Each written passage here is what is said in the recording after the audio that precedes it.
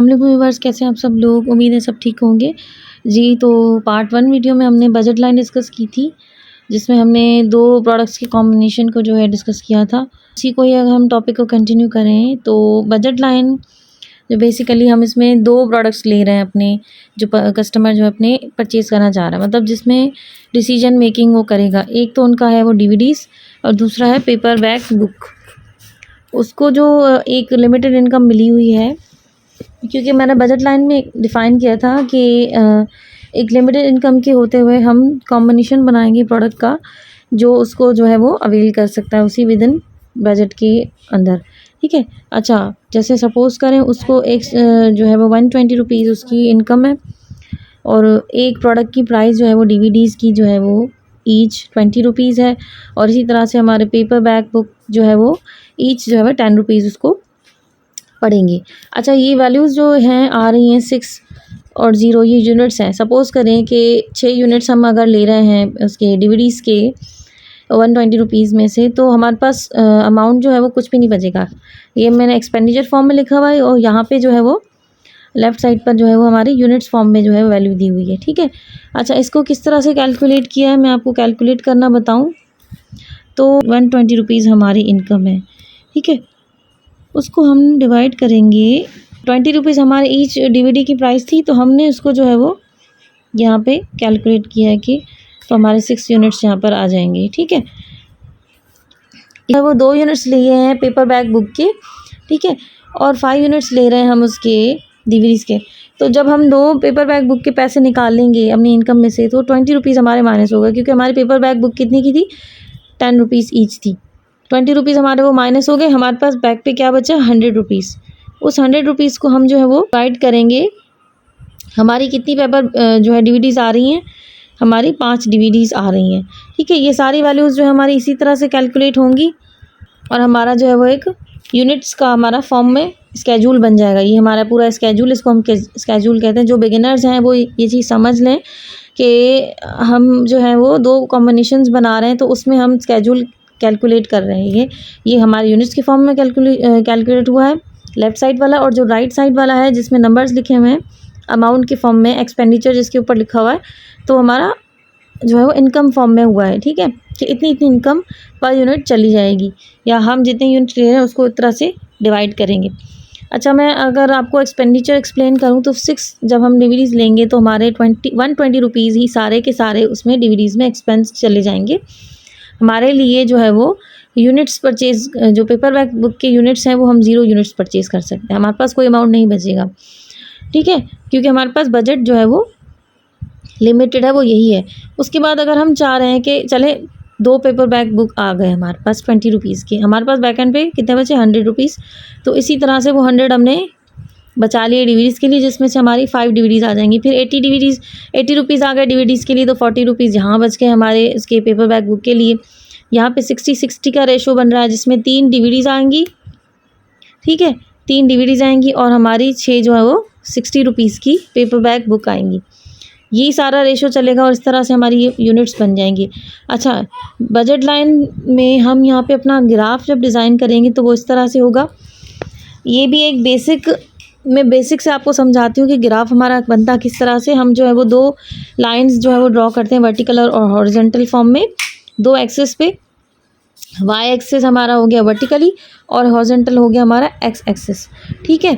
यहाँ पे हमने ये वैल्यूज़ पुट कर दी हैं। ये चीज़ें आपने जहन में रखनी है, जो बिगिनर्स हमारे, जो ग्राफ बनाना अभी जो है वो सीख रहे हैं। तो जैसे यहाँ पे जो हम वैल्यूज़ पुट करते हैं यूनिट्स की, वो मैंने यहीं से पिक की हैं, लेकिन उनमें जो डिफरेंस होता है वो इक्वली डिवाइड होगा। जैसे 2, 4, 6, 2, 4, 6, 8, 10, 12, ठीक है। और यहाँ पे भी वर्टिकली भी हमने यही रखा, हॉरिजॉन्टल भी, दोनों तरफ में हमने यही रखना है जी, 2, 4, 6, 8, 10 और 12।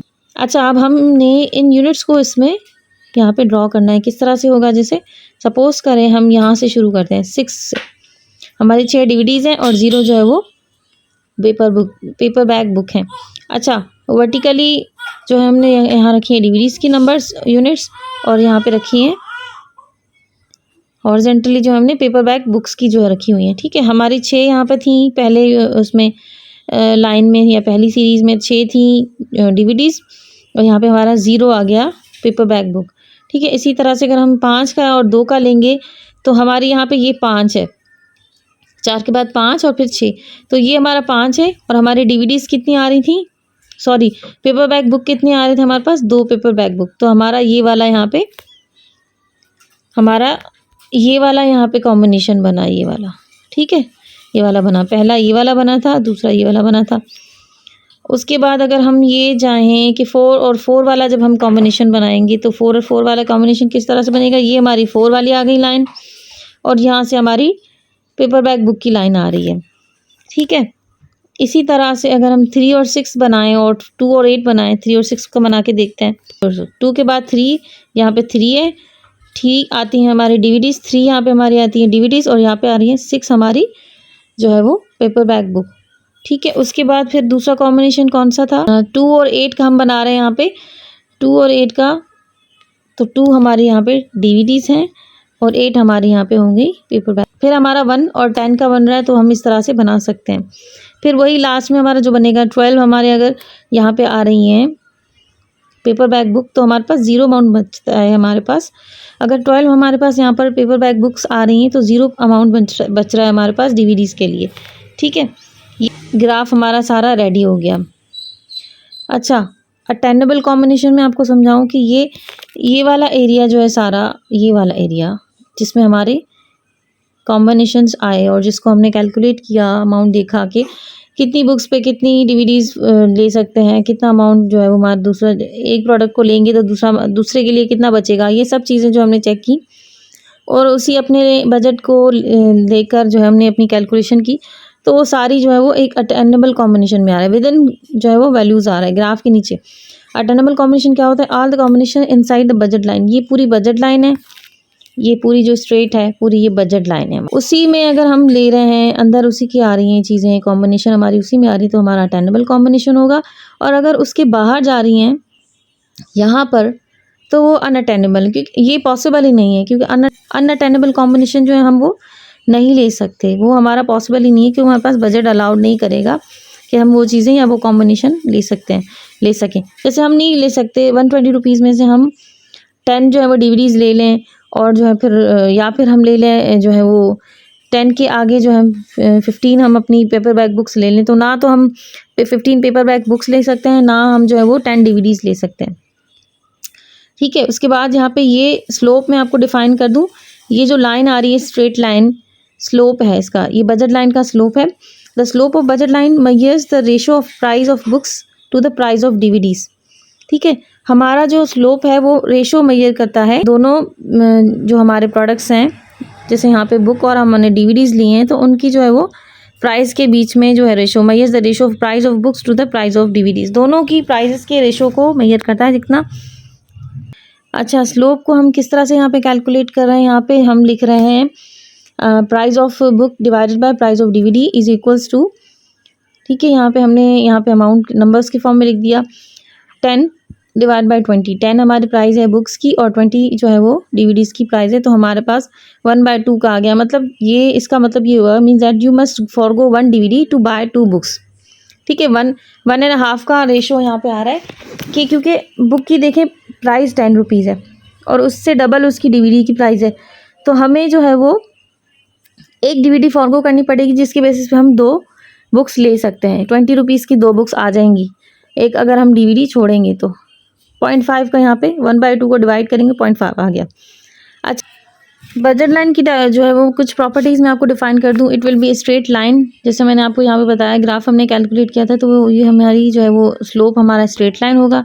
ठीक है, it will be have a negative slope, ये नेगेटिव स्लोप होगा क्योंकि जब हम 2 प्रोडक्ट्स ले रहे हैं एक लिमिटेड इनकम में, तो अंडरस्टूड है कि एक प्रोडक्ट हम जब छोड़ेंगे या उसको फॉरगो करेंगे तो दूसरा प्रोडक्ट लेंगे। यहाँ पे हमने वाई को जो है वो अगेंस्ट वाई के अगेंस्ट हमने एक्स लिया, या मतलब ये कहूँ कि डीवीडीज़ के अगेंस्ट हमने जो है वो बुक्स ली, तो हमने डीवीडीज़ को जो है वो फॉरगो किया, उसको जाने दिया और हमने बुक्स ले ली उसी अमाउंट में से। ठीक है, इसीलिए हम इसको नेगेटिवली स्लोप।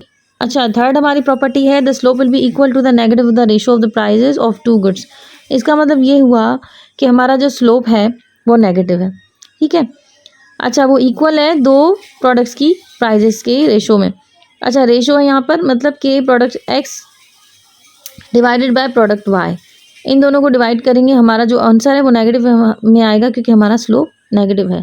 ठीक है, उसके बाद हमारा जो दूसरा टॉपिक है ट्रेड ऑफ का, वो हमारे बजट लाइन से ही रिलेट कर रहा है। ट्रेड ऑफ का एक छोटा सा कॉन्सेप्ट मैं आपको समझा दूं। ट्रेड ऑफ मीन्स कि to leave or to forgo. To obtain one DVD you would have to forgo या ट्रेड ऑफ टू बुक्स। ठीक है, अमाउंट के हिसाब से अगर हम देखें तो 20 रुपीज़ की एक डीवीडी है, उसको हम ले रहे हैं तो जाहिर सी बात है हम 2 बुक्स को अपने बजट में से निकाल देंगे, वो हम परचेज़ नहीं करेंगे। इसी तरह से हमारा दूसरा कॉन्सेप्ट है opportunity cost. Here what you forgo is a cost you paid to attend the opportunity. ठीक है, हम जो चीज़ ले रहे हैं वो हमारी अपॉर्चुनिटी है, जो हम चीज़ छोड़ रहे हैं वो हमारी कॉस्ट है। ये समझने वाली बात है। जो हम चीज़ दे दी, जो चीज़ हमने फॉरगो कर दी उसको हम कॉस्ट बोलेंगे, और जो चीज़ हम अवेल कर रहे हैं वो हमारी अपॉर्चुनिटी है। इस एग्जांपल में हम ये देखेंगे कि हमारी जो बुक्स हैं वो हमने फॉरगो की हैं तो वो हमारी कॉस्ट हो गई, अगर हमने डीवीडीज़ ली हैं तो वो हमारी जो है वो अपॉर्चुनिटी हो गई। चॉइस जो है हमारा दूसरा टॉपिक है छोटा सा। Limited income forces choose what to buy और what to forgo to fulfil the wants. हर इंसान की वांट्स होती हैं लेकिन लिमिटेड इनकम है, तो इसी तरह से इसीलिए जो है वो हमारी बजट लाइन में उसको चूज करना पड़ेगा। शिफ्ट्स जो है वो प्रोडक्ट्स में से अवेलेबल जो प्रोडक्ट्स हैं, जो अवेलेबल ऑप्शन है, जो है ठीक वो है। इनकम चेंजेस वही लिमिटेड इनकम को जो हम लेकर आगे चलते हैं। लेकिन मैं आपको ग्राफ की तरह समझाऊं, ये देखिए हमारी लाइन जो है वो नीचे है पहले, ठीक है। जब हमारी इनकम चेंज होगी तो हमारी लाइन जो है वो ऊपर अपवर्ड की तरफ शिफ्ट हो जाएगी। अगर आपको जो है वो किसी एग्जाम्पल की तरह थ्रू ये समझना है तो आप काइंडली कमेंट करें और इनकम जो भी लिखें तो हम उसको फिर एक एग्जाम्पल में कन्वर्ट करेंगे। इसी तरह से स्केड्यूल डिज़ाइन करेंगे और इसी तरह से जो हम ग्राफ उसको जो है वो बनाकर मैं आपको समझाऊंगी। ठीक है, थैंक यू सो मच।